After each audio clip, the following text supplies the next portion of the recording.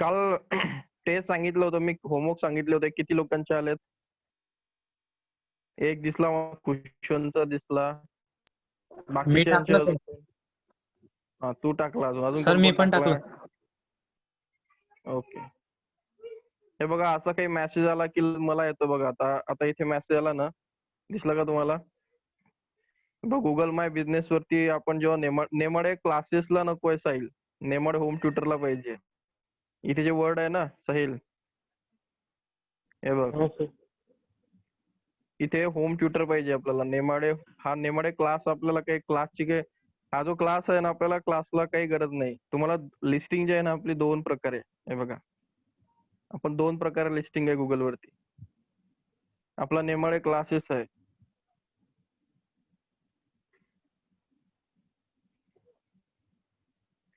Nemade classes आहे ना, तर नेमाडे क्लासेसला ऍक्च्युली गरज नाही. हे बघा, वेबसाईट आहे. हे बघा, नेमाडे क्लासेस वेगळं आणि हे वेगळं. हे वेगळं आहे. हे नेमाडे होम ट्युटर्स आहेत. समजतंय का? तुम्ही नेमाडे क्लासेस वेगळा आहे. इथे फक्त नेमाडे क्लास म्हणजे फक्त असं नेमाडे क्लासेस येतं. आपल्याला नेमाडे क्लासला नको आहे. नेमाडे क्लासला काही गरज नाही. ते भरपूर स्टेबल आहे ते. आपल्याला खरं रिव्ह्यू आपल्या होम ट्युटर्सला हवाय. जे की तुम्ही ते ऑनलाईन मोड मध्ये शिकताय ना, तर तुम्ही याच्यातनं शिकताय. नेमाडे क्लासेस मध्ये नाही शिकत आहे. हे बघा, इथे तुम्ही बघितलं ना, हे बघा, तुम्ही यातनं शिकताय. काय लिहिलं इथे बघा, ऑनलाईन मध्ये शिकताय तुम्ही. आणि इथे बघा, नीट जेई आहे, क्लास 12. तर तुम्ही ह्या ऑनलाईन, हा शब्द आहे ना ऑनलाईन, यामधनं शिकताय. तर तुम्ही नेमाडे क्लासेस पेक्षा नेमाडे होम ट्युटर्स मधनं शिकताय. घरी शिकताय तुम्ही. त्यामुळे तुमचे रिव्ह्यू मला इथे पाहिजे. ठीक आहे. तर दोघांनाही द्या, नेमाडे होम ट्युटर द्या आणि नेमाडे क्लासेस द्या.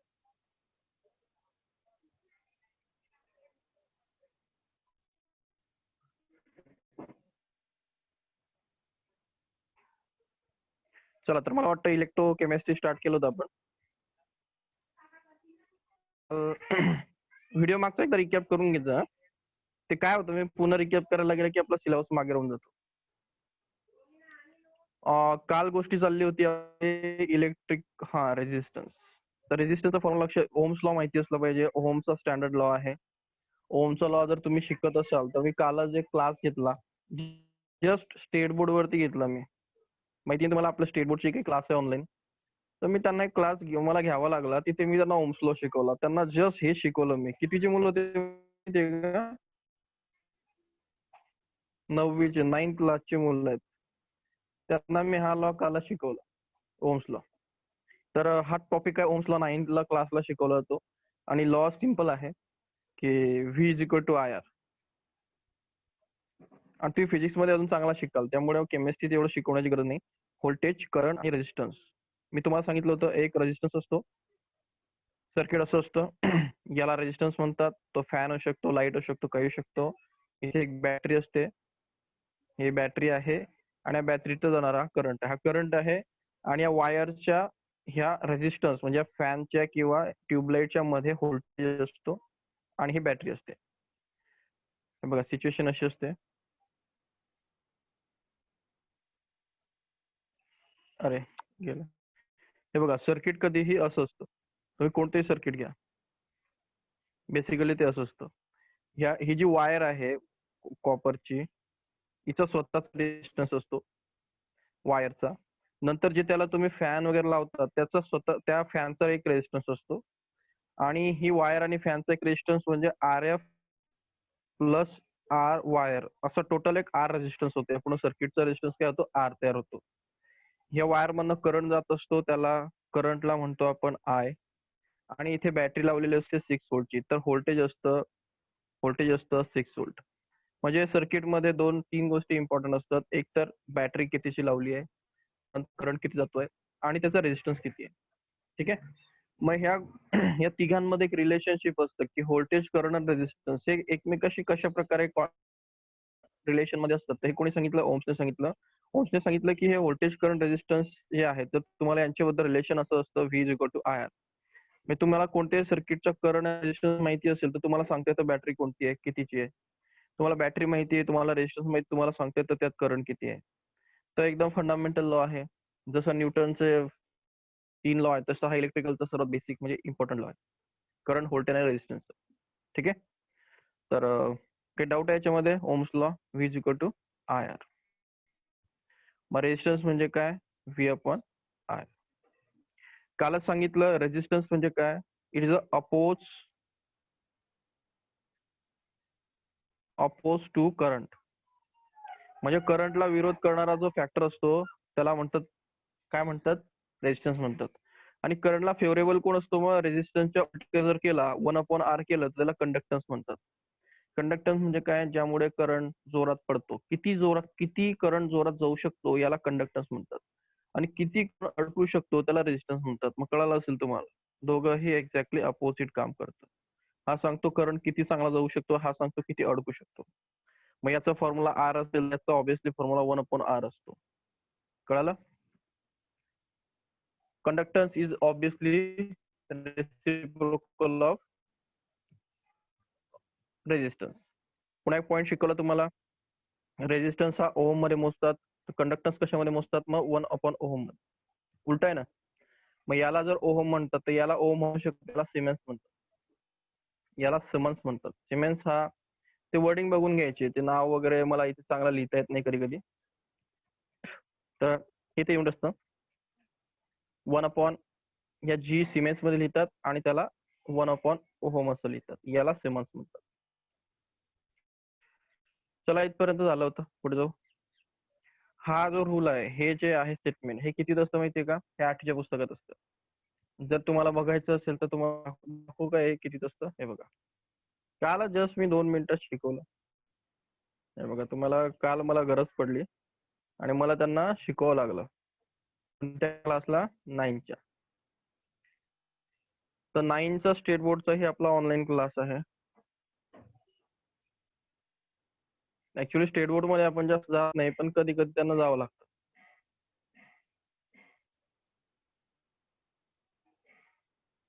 हे बघा, हा 9 स्टेट बोर्डचं पुस्तक आहे, बरोबर. आणि यामध्ये करंट इलेक्ट्रिसिटी चॅप्टर आहे. आणि यामध्ये पहिली गोष्ट जी आहे ती आहे करंट. इथं जरा बघा घरी जाऊ. करंट म्हणजे काय असतं? Q/T असतं. आणि त्याचं युनिट काय असतं? अँपियर. या अँपियर म्हणतात. नंतर करंट वायर मधनं गेला, किती गेला, काय गेला, त्याचा एक हा प्रॉब्लेम आहे. ओम्स लॉ तिथे दिलेला आहे बघा, हा ओम्स लॉ आहे. ओम्स लॉ मध्ये क्लिअर सांगितलेलं की ohm's law V I directly equal to V. हे बघा, V is equal to I R इथे प्रूव्ह केलेला आहे. आणि रेजिस्टन्स हे सांगितलंय. रेजिस्टन्स म्हणजे काय असतो? V/I. जसं तसं तुमच्या 12च्या बुक मध्ये आहे. आणि पुन्हा मी हेच लिहिलं आणि सांगितलं इथे ओहम त्याला म्हणतात. पुन्हा मी तुम्हाला पुढचं स्टेटमेंट सांगितलं की रेजिस्टिव्हिटी टर्म आहे. हे बघा, हे नीट बघून घ्या. दिसतंय का? R directly proportional to L. R directly inversely proportional 1/A. म्हणजे R is directly proportional to L, inversely proportional to A. म्हणजेच काय? R is equal to rho L/A. याला रेजिस्टिव्हिटी म्हणतात. आणि ती ओहममीटर मध्ये लिहितात. हे एकदा बघा जरा नीट. एवढं स्टेटमेंट बघा आणि तुम्हाला तुमच्या बुक मध्ये आणतो. म्हणजे तुम्ही 9 मध्ये काय मिस केलेलं आहे ते तुम्हाला समजलं पाहिजे. हे बघा, तेच आहे काय? बघा, R is directly proportional to L. दिसतंय? R is inversely proportional to A आणि R is equal to rho L/A. हा तोच फॉर्म्युला आहे जो की 9th मध्ये झालाय. म्हणजे ओम्स लॉ वगैरे हे कुठे शिकवलं गेलं तुम्हाला? 9th मध्ये. 10 मध्ये पुन्हा रिपीट झालं असेल. 11 मध्ये अजून त्याला काहीतरी हितेश सरांनी कुठेतरी ओम्स लॉ काही बघितला असेल. हे बघा, बेसिक जे असते तुमचं फाउंडेशन 9-10 पासूनच सुरू होतं. चला ठीक आहे. तर लक्षात ठेवायचं मग रेजिस्टिव्हिटी काय असतं? रेजिस्टिव्हिटी म्हणजे जो रेजिस्टन्स असतो, हा वायर असतं. तर रेजिस्टन्स कधीही लेंथने वाढतो. म्हणजे तुम्ही कोणतीही एक वायर घेतली, त्याची लेंथ वाढवली, त्याचा रेजिस्टन्स वाढतो. इनव्हर्सली प्रोपोर्शनल म्हणजे एरिया. जर एक वायर अशी होती आणि एक वायर अशी होती, तर मोठी वायरची पेक्षा तुम्ही छोटी वायर वापरली आता, तर रेजिस्टन्स काय होतो, वाढतो कमी होतो, इन्व्हर्सली प्रोपोर्शनल आहे. हे बघा, लेंथ ही डायरेक्टली प्रोपोर्शनल आहे, रेजिस्टन्स आणि लेंथ ही डायरेक्टली प्रोपोर्शनल आहे, रेजिस्टन्स आणि एरिया हा इन्व्हर्सली प्रोपोर्शनल आहे. एरिया म्हणजे समजून घ्या, एरिया म्हणजे ही एक वायर आहे, तर दोन प्रकारचे एरिया असतात. एक क्रॉस सेक्शनल एरिया असतो. एरिया समजतो की नाही तुम्हाला काय असतो? हे बघा, हे फिजिक्स किंवा केमिस्ट्री शिकायचं असेल तर बेसिक मॅथमॅटिक्स आलं. तुमच्याकडे असं सिलेंडर आहे. आता मला सांगा, याला एरिया आहे का? हॅलो अनुजा, याला एरिया आहे का? सिलेंडर आहे, याला हो. एरिया असतो का? असतो. कोणता एरिया असतो? माझ्या माहितीप्रमाणे दोन एरिया असतात. एक क्रॉस सेक्शनल एरिया असतो आणि एक सरफेस एरिया असतो. क्रॉस सेक्शन एरिया म्हणजे काय? हे जे तोड असतं ना वरचं, एवढाच एरिया, फक्त एवढं, हे मधलं मटेरियल. आणि सरफेस एरिया म्हणजे काय? सरफेस एरिया हे असतो बाहेरचं सर. मटेरियल. कोणतं? हे बाहेरचं सर्व, हे कलर द्यायचंय त्याला, तर बाहेरून कलर मारतो ना आपण रॉडला, तर हा सरफेस एरिया असतो. क्रॉस सेक्शन एरिया म्हणजे फक्त तोंडाला कलर मारायचंय, हा इथे इथे दोन एरिया असतात. मग कोणी क्रॉस सेक्शन एरिया म्हटला की लक्षात ठेवायचं, क्रॉस सेक्शन एरिया म्हणजे हा एरिया असतो, गोल एरिया असतो. सरफेस एरिया म्हणजे बाहेरचं असतं. मोस्टली केमिस्ट्रीमध्ये किंवा मोस्टली गोष्टीमध्ये क्रॉस सेक्शन एरिया म्हटलं की लक्षात ठेवायचं, सिलेंडर घ्यायचा आणि त्याचा हा एरिया काढायचा. मग हा एरिया म्हणजे काय असतो? एक सर्कल असतं. हा एरिया म्हणजे काय असतो? हा एरिया म्हणजे सर्कल असतं, एवढंच सर्कल असतं. सर्कलला एक रेडियस असतो. मग याचा क्रॉस सेक्शन एरिया काय आला? याची रेडियस आर आहे, त्याचा एरिया काय आला? आर म्हणजे पाय आर स्क्वेअर. हा याचा क्रॉस सेक्शन एरिया आला. एवढा एरिया काढायचा ना फक्त आपल्याला. सर्कलचा एरिया माहिती आपल्याला. तुम्हाला थोडं सांगितलंय की हाईट वगैरे वापरा. बघा, काही टर्म्स लक्षात ठेवायचे. क्रॉस सेक्शन एरिया म्हणजे काय असतो? मग मी म्हणजे एरिया म्हणतोय म्हणजे काय समजलं पाहिजे तुम्हाला. चला ठीक आहे. मग मला समजतं ही एक क्रॉस सेक्शन एरिया एका वायरचा ना, हा एक क्रॉस सेक्शन समजतंय तुम्हाला. हा एरिया मोठा आहे या छोट्या एरियापेक्षा. मग रेजिस्टन्स हा काय असतो? इन्व्हर्सली प्रोपोर्शनल टू एरिया असतो. म्हणजे एरिया वाढला की रेजिस्टन्स कमी होतो. म्हणजे या मोठ्या वायरचा रेजिस्टन्स कमी, या छोट्या वायरचा रेजिस्टन्स जास्त. समजलं? हो. कधीही क्रॉस सेक्शन एरिया वाढवला की रेजिस्टन्स कमी होतो. का कमी होतो? अरे सिंपल गोष्ट आहे, इथे जास्त इलेक्ट्रॉन्स असतात, कमी इलेक्ट्रॉन्स असतात, तिथे गर्दी असते. आधीच सांगितलं मी, करंटला इथून जाऊ दिलं जात नाही. त्यातल्या त्यात पुन्हा तुम्ही त्या वायरला छोटं केलं की त्यातनं पुन्हा जाऊ दिलं जात नाही. कंजेस्टेड एरिया होतो असा. हे बघा, असं एक तुमच्याकडे असा रस्ता आहे आणि एका ठिकाणी तो रस्ता असा होतो. एक पूल आहे मोठा, हा पाण्याचा पूल आहे. हा सॉरी, एक चांगला डायग्राम दाखवतो. ऍक्च्युली मी कुठे ऐकलंय माहितीये का? हे मी जे बोलतोय, कुठून बोलतोय मी, मागे एक प्रॉब्लेम झाला होता गुगलचा. त्याचा एक गाड्या भरपूर इथून येतात, इथे थांबलेत सर्व. मला सांगा, गाड्याची स्पीड इथपर्यंत लय फास्ट असते, 100 किलोमीटर पर हवर. इतकी स्पीड आहे ना, कमी होऊन जाते. का? अरे इथला एरिया कमी झाला ना, मी क्रॉस सेक्शन एरिया. इथे नदी ना, मध्ये पाणी ना, एरिया कमी झाला ना, त्यांना एक पास करावं लागतं ना. पुन्हा इथे आल्यावर त्यांची 100 होऊन जाते, 100 किलोमीटर पर आवर. इथे किती होते माहिती का? 20 किलोमीटर पर आवर. आणि इथे किती होते? 100 किलोमीटर पर. या कमी एरियाला कमी क्रॉसिंग एरिया म्हणतात. याला म्हणतात की वायरचं डायमीटर छोटं, करंट छोटं. मग समजा इथे इलेक्ट्रॉन्स आहेत, जोरात पळालेत, का पडताय? एरिया मोठा आहे, हा एरिया छोटा आहे, इथे त्यांची स्पीड कमी होते, म्हणजेच रेजिस्टन्स वाढलाय. करंट कमी जातोय म्हणजे सिम्पली रेजिस्टन्स वाढलाय. तर लक्षात ठेवा, क्रॉस सेक्शन एरिया वाढल्यामुळे रेजिस्टन्स कमी होतो, इलेक्ट्रॉन जोरात पडतात. आणि तुम्ही जर एरिया छोटा केला की त्यांना जागा नाही मिळत, त्यांचा रेजिस्टन्स वाढतो. वायरचा रेजिस्टन्स काय असतो? जास्त असतो. तर बारीक वायर वापरते नसतात.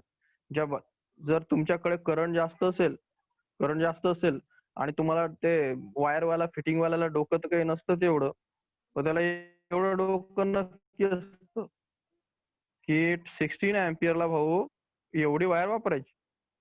तो हे सांगतो जर एवढी वायर वापरली ना तर ती जळून जाईल. हा तो सांगतो तुम्हाला. त्याला एवढं डोकं काय असतं, त्याला एवढं तरी नक्की डोकं असतं. फिटिंग वाला कसंही असतो त्याला एवढं माहिती असतं 16 अँपिअर मोठ्या अँपिअरला मोठीच वायर वापरायची, स्टँडर्ड कंपनीची वापरायची. छोटी वापरली तर ती जळून जाते, सर्किट काही 1-2 महिन्याने फ्लॉप होते. कारण काय असतं, कारण ते रेझिस्टन्स जास्त असल्यामुळे माहितीये रेझिस्टन्स काय करतो, हीट जनरेट करतो. हीटमुळे वायर वितळून जाते, शॉर्ट सर्किट होतं, एक वायर दुसऱ्या वायरला टच करून शॉर्ट होते. चला तो वेगळा पॉइंट आहे. रेझिस्टन्स हा कशाने वाढतो, जास्त लांबी वाढवली की रस्ता वाढतो म्हणून लेंथ वाढवली रेझिस्टन्स वाढतो. सेकंड, एरिया वाढवला रेझिस्टन्स कमी झाला म्हणून लिहायचं resistance is equal to L/A. ठीक आहे. रेझिस्टन्स लेंथ सोबत वाढतो, रेझिस्टन्स एरिया सोबत कमी होतो. त्याला काही मिनिंग नसतं. त्याला आपल्याला मॅथमॅटिक इक्वेशन मध्ये टाकायचं असतं. मग डायरेक्टली प्रोपोर्शनल करण्याला एक कॉन्स्टंट टाकावा लागतो आणि तो L/A. मग कॉन्स्टंटला आपण इथे रो घेतो आणि हा जो कॉन्स्टंट असतो यालाच रेझिस्टिव्हिटी म्हणतात. हा जो रो इथे आपण कॉन्स्टंट घेतो त्याला रेझिस्टिव्हिटी म्हणतो. रेझिस्टिव्हिटी म्हणजे काय, R is equal to rho L/A. Rho is equal to, याला इकडे घ्या कसं घ्या, RA/L. तर हा फॉर्म्युला आला, याला म्हणतात रेझिस्टिव्हिटी ऑफ दी कंडक्टर. कळाला पॉइंट?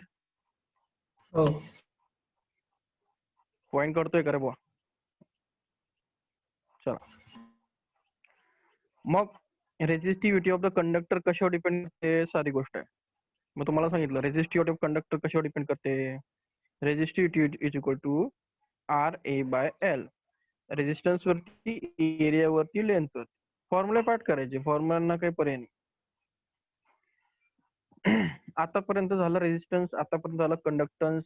रेझिस्टन्स होता R. एवढं गप्पा करण्याची गरज नव्हती, पण काय तुमचं थोडं बेसिक्स मध्ये थोडंसं इश्यू असल्यामुळे आपण जास्त घेतोय. Resistance R, conductance G, resistivity rho. फॉर्म्युले पाठ झाले पाहिजे. नवीन आहे की कंडक्टिव्हिटी. आता इथून तुमचं खरं चॅप्टर सुरू झालं. हे इथपर्यंत काय होतं माहितीये का, हे 9th होतं, बरोबर 10th पर्यंत होतं ते 10th. याच्या गप्पा केल्यात नाही मी आतापर्यंतच्या, हे सगळं 10वी पर्यंतचे होते. इथून तुमचं खरंच चॅप्टर स्टार्ट झालं, कंडक्टिव्हिटी. कंडक्टिव्हिटी दाखवतात की ने. आता कंडक्टिव्हिटी म्हणजे काय, तर तुम्हाला सांगितलं की R हा कसा असतो, रेझिस्टन्स हा वायरचा त्याच्या लेंथ वरती प्रपोर्शनल असतो आणि एरियावरती इनव्हर्सली असतो. लेंथ वाढल्यावरती वाढतो, एरिया वाढल्यावरती कमी होतो.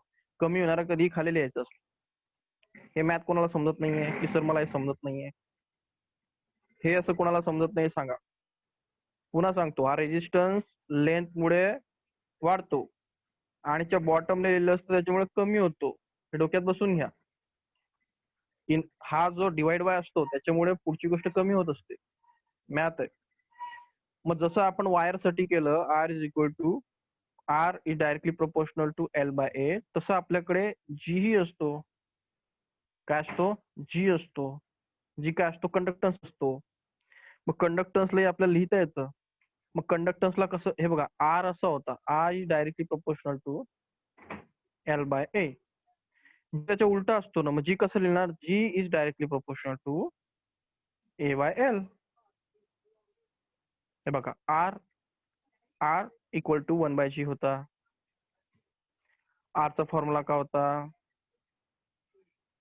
R चा फॉर्म्युला L/A होता. तर G चा फॉर्म्युला राहील A/L. उलटा आहे ना, त्या फॉर्म्युला उलटा करा ना हा. आरच्या. मार्च फॉर्म्युला उलटा करा, फक्त L/A होता याचा फॉर्म्युला, तर याचा G चा फॉर्म्युला उलटा करा, A/L लिहा. मग इथे आपल्याला हा डायरेक्टली प्रोपोर्शनल चालत नाही, मग G इज इक्वल टू काहीतरी लिहावं लागेल. म्हणजे G च्या ठिकाणी मग R च्या ठिकाणी, सॉरी इथे समजत नाही का, हे बघा R होता, R is directly proportional to L/A. लेंथने रेझिस्टन्स वाढतो, एरियाने कमी होतो. मग मी असं लिहिलं R इज इक्वल टू, बरोबर, रो L/A. R ला, ह्या रोला म्हटलं रेझिस्टिव्हिटी. ओके. मग आता उलट येऊ आणि आपल्याला एक गोष्ट पुन्हा माहिती आहे, R is equal to 1/g. हे माहिती चांगलं आपल्याला. म्हणजे आरच्या उलटा जी असतो. मग जी इज डायरेक्टली प्रपोर्शनल काय असतं, उलट करा, A/L. मग जी इज इक्वल टू काय करावं लागेल, KA/L. मग के काय, कंडक्टिव्हिटी. के काय, conductivity. This is resistivity. Resistivity म्हणजे काय, हे अपोज करणारी गोष्ट. कंडक्टिव्हिटी म्हणजे काय, जोरात पळवणारी गोष्ट. जी ची कंडक्टिव्हिटी, आर ची रेझिस्टिव्हिटी. मग कंडक्टिव्हिटी के म्हणजे काय, K is equal to, K equals to हा G into L by A. Resistivity म्हणजे काय, rho is equal to R into A/L. हो. समजलं. हो सर. पॉइंट कळतोय का. हा सर, कळतंय. हे बघा, मग तुम्ही काय लिहिणार, मग असं म्हणणार तुम्ही, चला मग तुम्हाला इथे के मिळाला. के म्हणजे काय, मग GL/A. मग तुम्ही म्हणणार की conductivity of the conductor is depend upon the G is a conductance, L is a length of conductor, A is a cross section area of the conductor. Okay. हो हो सर. समजताय. काय डाऊट आहे का कोणाला. आणि मग असं लिहिणार आपण. आता एक सर्वात लास्ट पॉइंट.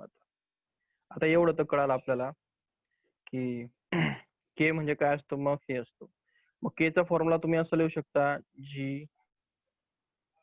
GL/A. पण तुम्हाला चांगला माहिती आहे, जी म्हणजे काय असतो, 1/R असतो. जी म्हणजे काय, 1/R असतो. हे बघा, के इज इक्वल टू, तुम्ही फॉर्म्युला काय, हे बघा, जी इज डायरेक्टली प्रोपोर्शनल टू काय होतं, A/L. मग जी इज इक्वल टू काय आलं, KA/L. मग हा L, मग के इज इक्वल टू GL/A. बरोबर. मग आता जी आपल्याला नाही टाकायचंय, मला आर टाकायचंय, तर मी काय म्हणणार, जी इज इक्वल टू 1/R. शिकवलं. मग के is equal to 1/R L/A. हे तुम्हाला दिसतंय. ओके. हो. हे पॉइंट आहे. मग अशा प्रकारे तुम्हाला हे एवढं समजलं पाहिजे. एवढं एवढं किंवा पाठ करा ते फायदा. तुम्हाला येत नसेल तर पाठ करा.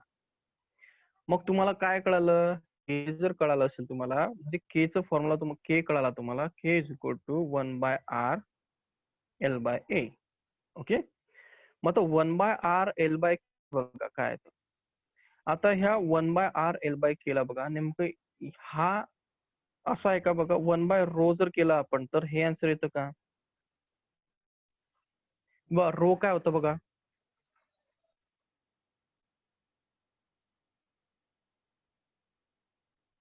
कुठे गेला रो. रो काय होता बघा, रो काय होता, रो इक्वल्स टू RA/L. दिसतंय इथून. मग आता 1/रो करा. 1/रो करायचं असेल तर हे आन्सर काय करायला, RA बरोबर बाय L असं करावं लागेल ना. म्हणजे 1/रो काय आलं, 1/RA अपॉन वरती L असं येईल ना. ते दिसतंय ना. हो. मग ते बघा इथे मॅच होतंय की नाही बघा, हे तेच आहे. हे बघा, हा जो फॅक्टर आहे तो असाच आहे, 1/RA इंटू L. म्हणजे याचं मिनिंग तो 1/रो आहे. म्हणजे के इज इक्वल टू 1/रो असतो. म्हणजे this is conductivity, this is resistivity. म्हणजे जसं G is equal to 1/R असतो, तसंच के इज इक्वल टू 1/रो असतो. पॉइंट समजतोय. ते एकदम सोपं आहे. ते असं उलट उलट आहे फक्त. ते काय असं तुम्हाला डेरिव्हेशन वगैरे काही विचारलं जात नाही. मी फक्त शिकवण्याच्या ऑब्जेक्टिव्ह बघतो. इथे प्रॉब्लेम विचारला जातो. तुम्हाला हे थिअरी मध्ये विचारलं जाणार नाही, की असं की डिराईव्ह करा असं विचारलं नाही. फक्त तुम्हाला समजलं पाहिजे. मग महत्वाचा पॉईंट फक्त एक होता, की हा जो रेझिस्टिव्हिटी असतो, हा जो रो असतो, हा मटेरियल साठी असतो. प्रत्येक मटेरियलचा स्वतःचा काय असतो, रेझिस्टिव्हिटी असतो. म्हणजे रेझिस्टिव्हिटी मी जेव्हा म्हणणार, ती एका मटेरियलची फिक्स प्रॉपर्टी असते. तसंच कंडक्टिव्हिटी ही प्रत्येक मटेरियलची काय असते, फिक्स. लक्षात ठेवायचं, रेझिस्टन्स हा वेगळा फॅक्टर आहे. रेझिस्टिव्हिटी ही मटेरियलची प्रॉपर्टी आहे. काय म्हणतोय मी, रेझिस्टिव्हिटी ही काय एक मटेरियलची प्रॉपर्टी आहे. भरपूर वेळा असा प्रश्न विचारला जाऊ शकतो तुम्हाला, की रेझिस्टन्स तर आहे, रेझिस्टन्स हा सर्किटचा असतो, पण त्याच्या मटेरियलची जर एक चांगली, त्याला जर एका प्रॉपर्टी मध्ये सांगायचं असेल तर आपण ते प्रॉपर्टी कशावर दाखवतो, रेझिस्टिव्हिटीवर. ओके. हो आता याचं युनिट काय असणार बघा, कंडक्टिव्हिटीचं. कंडक्टिव्हिटीचं युनिट काढायचंय तुम्हाला, केचं युनिट काढायचंय. तर केचं युनिट काढण्यासाठी तुम्हाला काढावं लागेल, युनिट काढायचं असेल तर तुम्हाला 1 रोच युनिट काढावं लागेल. मग रोच युनिट काढावं लागेल. रोच युनिट काढायचं असेल तर काय करावं लागेल, रो काय होतं आपल्याला, RA/L. आरचं युनिट ओहम होतं, एचं युनिट काय होतं, मीटर स्क्वेअर असतं, एलचं युनिट काय असतं, मीटर असतं. मीटर मीटर गेलं म्हणजे रो एम. दिसतंय तुम्हाला, रो एम कोणाचं युनिट आहे, रोच. नाही समजत आहे, समजतंय.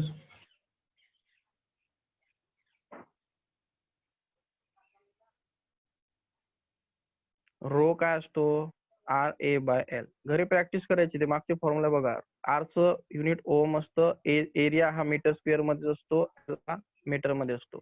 मीटर स्क्वेअर आणि मीटर गेला, फक्त इथे रो आणि एम एवढंच असतं. काय डाऊट आहे, हे रोचं युनिट आहे. मग रो आपल्याला माहिती आहे, के हा रोच्या उलटा आहे. मग के इज इक्वल टू काय झालं, के हा उलटा आहे तर याचं युनिट काय होईल, उलट होईल. बरोबर होईल ते. म्हणजे आता याला वरती आणलं तर काय होईल ते, K is equal to minus रो1 मायनस M1. करेक्ट. समजलं का युनिट, याचं युनिट होईल ना ते, याचं होईल ना ते, 1/रो 1/M म्हणजे काय, रो मायनस एम मायनस. समजलं का रे, कोणाला डाऊट आहे इथे. हे बघा, हे केमिस्ट्री नाही चालली आहे, हे सध्या फिजिक्स चाललाय. हे जे चाललं आहे याला केमिस्ट्री नाही म्हणत, थोडस आपण फिजिकल केमिस्ट्रीचा पार्ट बघतो आहोत. थोडं फिजिक्स तिथे असणारच आहे. कारण हे जे तुम्ही गोष्टी शिकतायत ना, हे केमिस्ट्री पेक्षा फिजिक्स मध्ये शिकल्या जातात. रेजिस्टन्स, करंट, व्होल्टेज, हे सर्व एक इलेक्ट्रिकल केमिस्ट्री, इलेक्ट्रिकल फिजिक्स, पुन्हा फिजिकल फिजिक्स आहे. तर ज्याला फिजिक्स आवडत नसेल त्याला हा पॉईंट आवडत नाही. कोणी आहे का सर मला फिजिक्स आवडत नाही, तर त्याला हे गोष्टी आवडत नसतात. पण करायचं तर आहे. फिजिक्स नाही, नाही फिजिक्स नाही तर केमिस्ट्री नाही, आणि फिजिक्स का नाही, कारण मॅथमॅटिक्स नाही. त्याला मॅथ नाही आवडत चांगलं, त्याला फिजिक्स जास्त आवडत नाही, आणि त्याला फिजिक्स आवडत नाही त्याला केमिस्ट्री आवडत नाही, असं होऊ शकतं. तर नवीन पॉइंटला जायचं का सांगा, का जास्त होईल डोक्यात.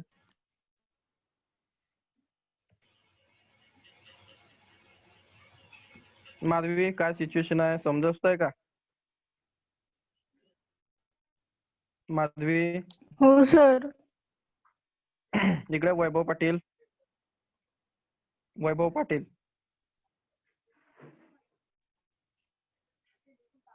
वैभव पाटील. अरे बोलत जा राव, मला एका माणसाचं 4दा नाव घ्यावं लागतं. जे शिकवणं कमी आहे, मी नावच जास्त घेतो लोकांची. ठीक आहे चला. तर मोलार कंडक्टिव्हिटी बघू आपण. हे बघा काय काय शिकलो आतापर्यंत नीट बघा. रेजिस्टन्स, जी म्हणजे काय होतं, कंडक्टन्स. रो म्हणजे रेजिस्टिव्हिटी. के म्हणजे कंडक्टिव्हिटी. आता 5वी टर्म बघतोय आपण, लॅम्बडा, मोलार कंडक्टिव्हिटी.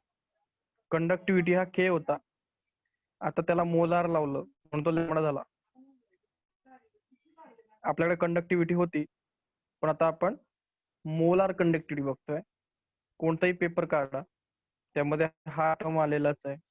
नीट, सीटी, जेई काय तुम्ही शोधा, मोलार कंडक्टिव्हिटी येणारच, कारण इम्पॉर्टंट पॉइंट. तर ते इम्पॉर्टंट पॉइंटला इम्पॉर्टंट पॉइंट सारखं ट्रीट करा. आता आता मी येतोय डायरेक्ट तो सायंटिस्ट वगैरे सोडा, लॅमडा प्रत्येकाला माहिती आहे. मोलार कंडक्टिव्हिटी लॅमडाने दाखवतो. ओके. तर मोलार कंडक्टिव्हिटी म्हणजे काय? The molar conductivity of an electrolytic solution. म्हणजेच काय? मोलार कंडक्टिव्हिटी कोणासाठी काढतात? वायरसाठी नाही काढतात. कोणासाठी काढतात? Electrolytic solution. म्हणजे एक जार घ्यायचं. मोलार कंडक्टिव्हिटी म्हटलं म्हणजे डोक्यामध्ये एक पॉट आला पाहिजे. त्यामध्ये असं काय आलं पाहिजे? इलेक्ट्रोलिटिक सोल्युशन आलं पाहिजे. म्हणजेच मिठात पाणी टाकलेलं असलं पाहिजे. मोलार कंडक्टिव्हिटी आलं म्हणजे इलेक्ट्रिसिटी सोल्युशन मधनं वाहणार. बस. इथे वायर वगैरे कन्सेप्ट डोक्यात यायलाच नको. मोलार कंडक्टिव्हिटी कधी आलं तर लक्षात ठेवायचं, इलेक्ट्रोलिटिक सोल्युशन म्हणजेच NaCl चं पाण्यातलं सोल्युशन. इलेक्ट्रोलिटिक म्हणजे प्लस मायनस. NaCl इलेक्ट्रोलाइट आहे ना, कालच झालं ना. NaCl is a type of electrolyte because it carry plus minus charges. मग त्याचं सोल्युशन म्हणजे इलेक्ट्रोलिटिक सोल्युशन. तर जेव्हा अशा सोल्युशन मधनं इलेक्ट्रिसिटी वाहते, कंडक्ट केली जाते, तेव्हा तिथे एक फॅक्टर वापरला जातो. त्याला मोलार कंडक्टिव्हिटी म्हणतात. मग molar conductivity of solution is the electric conductivity, electrolytic conductivity divided by molar concentration. बघा, मोलार कंडक्टिव्हिटी काय असते? कोणाची? एका इलेक्ट्रोलिक सोल्युशनची. काय असते? तर त्या सोल्युशनची कंडक्टिव्हिटी काढा. पण कुठे? इलेक्ट्रोलिटिक. इलेक्ट्रोलिटिक कंडक्टिव्हिटी केही काढायचं आहे, पण कोणासाठी काढायचं आहे? इलेक्ट्रोलाइटसाठी, म्हणजे त्या बाउलसाठी. आणि डिवाइड बाय कॉन्सन्ट्रेशन. पुन्हा सांगतो, मोलार कंडक्टिव्हिटी ही ऍक्च्युली रेशो असते. कशाचा? कंडक्टिव्हिटी.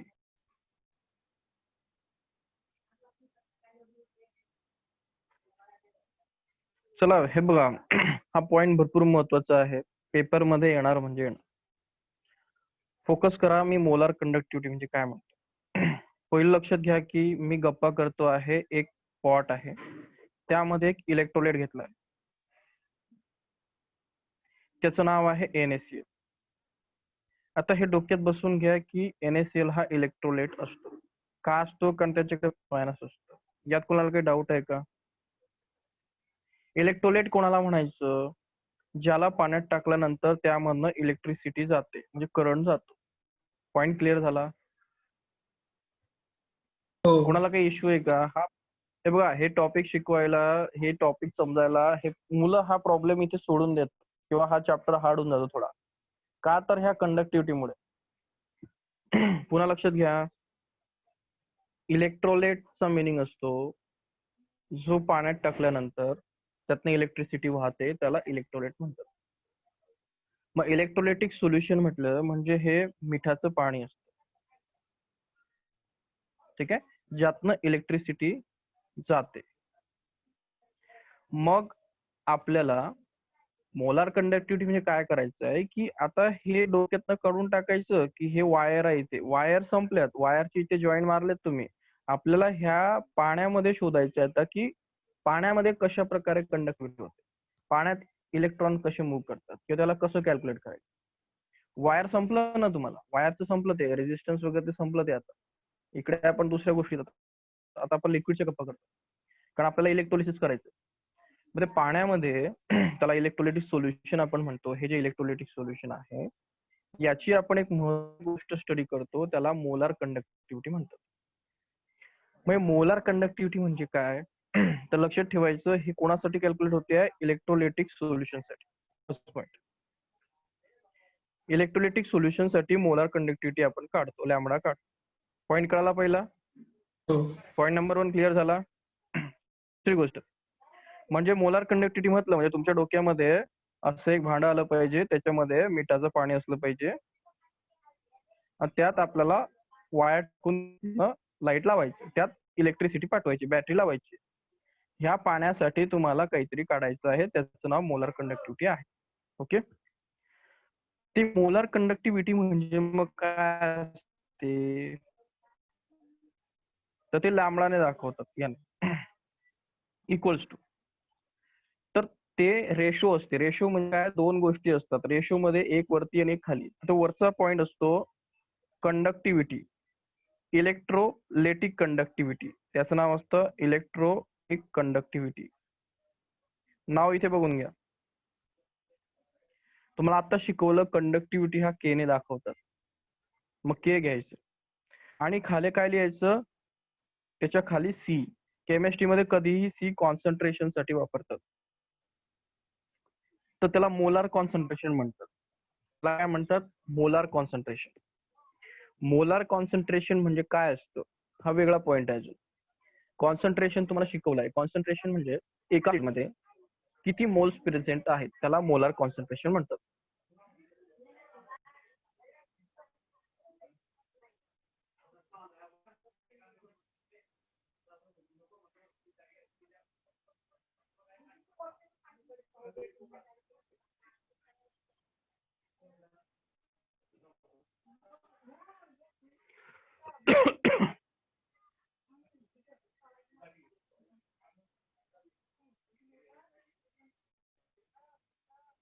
मोलार कॉन्सन्ट्रेशन दिसतोय टर्म?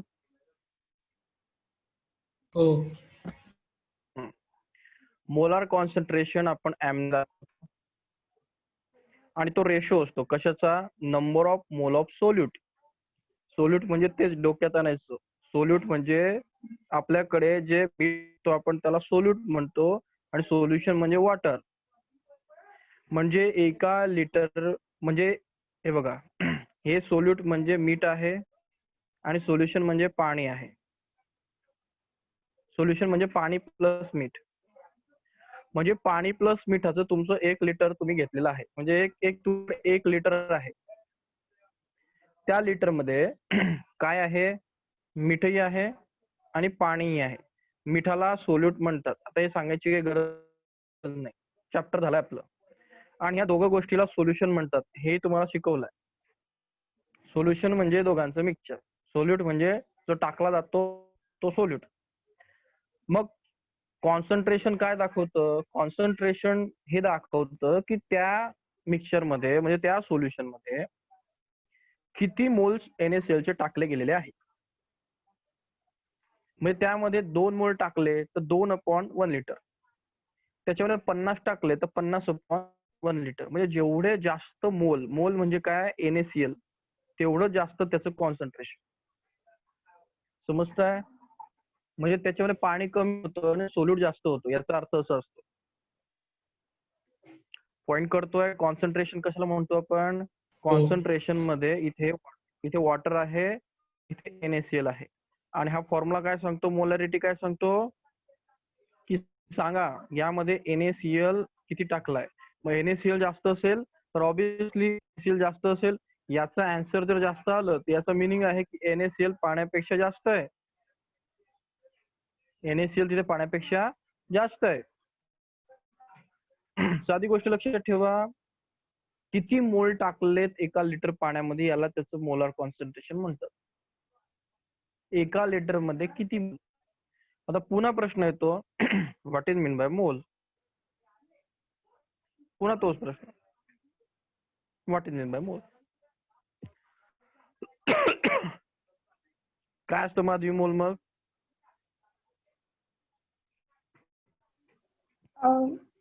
सर कार्बन 12 ग्रॅम मास मध्ये जितके ऍटम्स किंवा मॉलिक्युल्स बसू शकतात ते म्हणजे 1 मोल. हे बघा, 1 मोलचं एकच आन्सर असतं.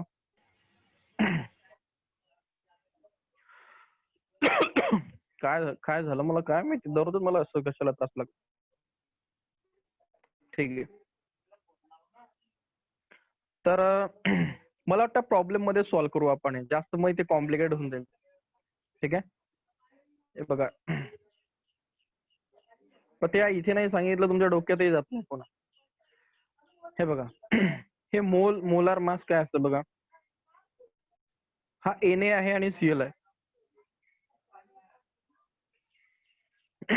आता NaCl चं 1 मोल बघायचं आपल्याला. थांबा जरा, मला खोकलून घेऊ द्या.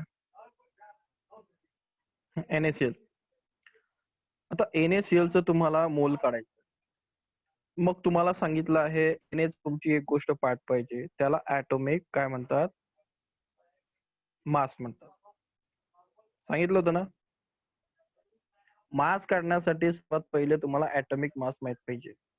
आणि मी तुम्हाला ऍट 30 पर्यंत सांगितलं होतं ऍटॉमिक नंबर आणि ऍटॉमिक मास पाठ करा. सांगितलं होतं की नाही माधवी? हो सर. माधवी तर तुमचं पाठ असलं पाहिजे. सोडियमचं मास हे 22 असतं आणि क्लोरीनचं मास हे 35 असतं. पाठच असलं पाहिजे. सोडियम क्लोराईड पाठच असलं पाहिजे, बाकीचं नका करा. मग एका सोडियमचं मास हे 22 आहे, एका सीएलचं मास हे 35 आहे. त्याला प्लस करा, किती होतं? 58 होतं. म्हणजे ह्या ऍटमचं मास म्हणजे NaClचं मास किती झालं? 58. त्याला ऍटॉमिक मास म्हणतात. त्याला AMU म्हणतात. काय म्हणतात? AMU. मग आपल्याला AMU नको आहे. आपल्याला फक्त काय लिहायचं, त्या 58 ला काय करायचं, ग्रॅम लिहायचं. झालं एका मोलचं मास.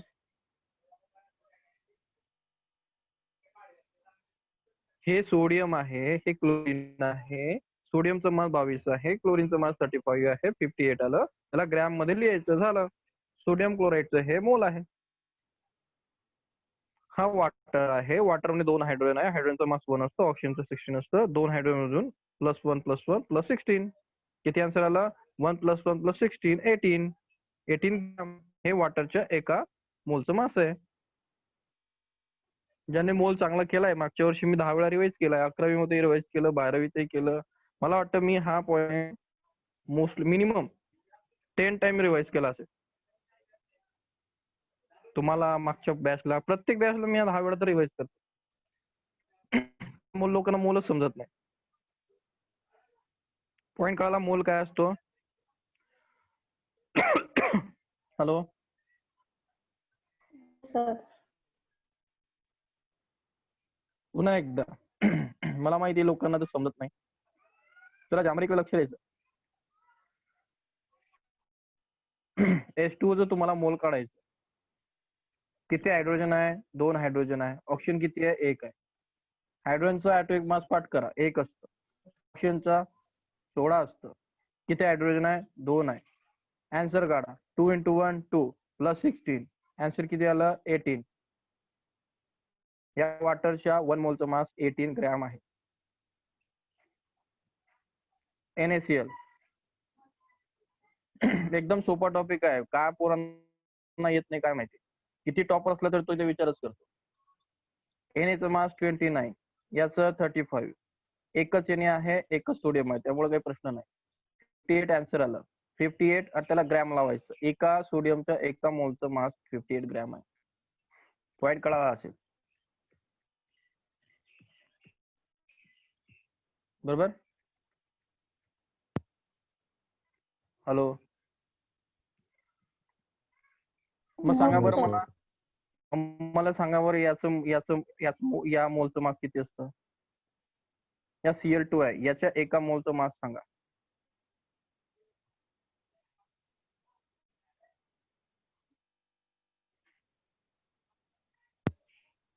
नाही 35. आता सांगितलं. अरे बाबा, एक क्लोरीन आहे. 35 + 35 70 ग्रॅम. 2 आहे ना ते. कळतंय का रे बुवा?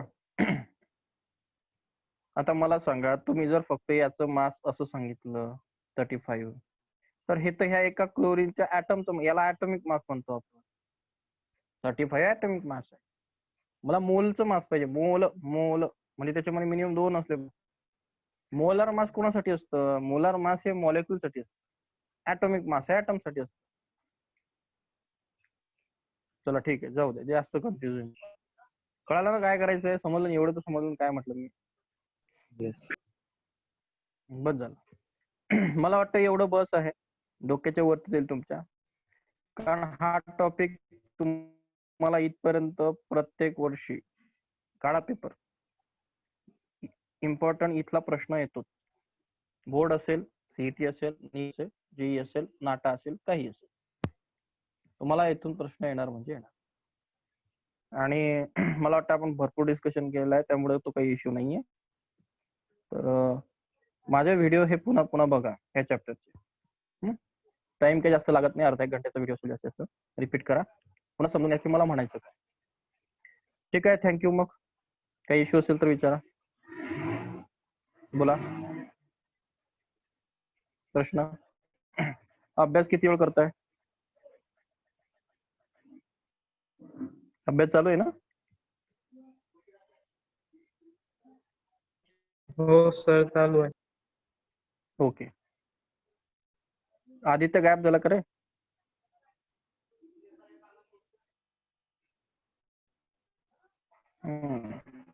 आदित्य होऊन गेला गायब. ठीक आहे, चला मग, थँक्यू.